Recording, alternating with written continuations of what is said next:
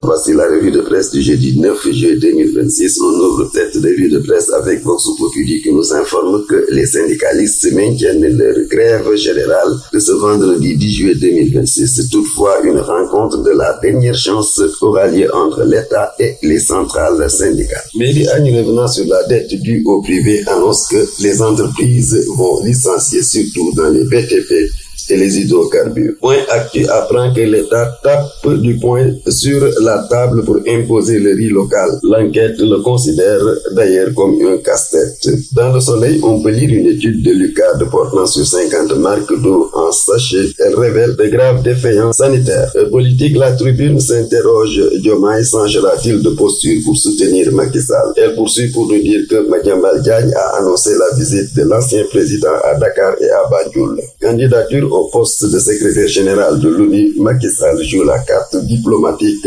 entre Pékin, Paris et Washington. Concernant le recours de Diomaye en inconstitutionnalité de la révision constitutionnelle, le Témoin quotidien informe qu'il y a une forte chance de recevabilité suivie d'annulation de la loi. Selon là, c'est le temps de la césure des Siamo. Création du parti de Diomaye, recyclage des anciens ministres au cabinet de Sonko, divergence sur la réforme constitutionnelle. Audience au palais et les ex-détenus politiques disent non à Diomaye selon Rewmi quotidien. Jérôme Mandiaki, le vrai visage du sniper, et la manchette qui barre la une de l'Observateur. Le journal étale les secrets d'un homme longtemps protégé par les cercles du pouvoir et qui ont été dévoilés à la barre. Les Échos reviennent sur le procès de Jérôme Mandiaki pour nous informer que ce dernier balaie tout d'un revers de la main. Toutefois, le procureur de la République requiert 5 ans ferme contre lui. Sport mondial 2026, quart de finale. Record s'interroge. France, Maroc, revanche ou confirmation.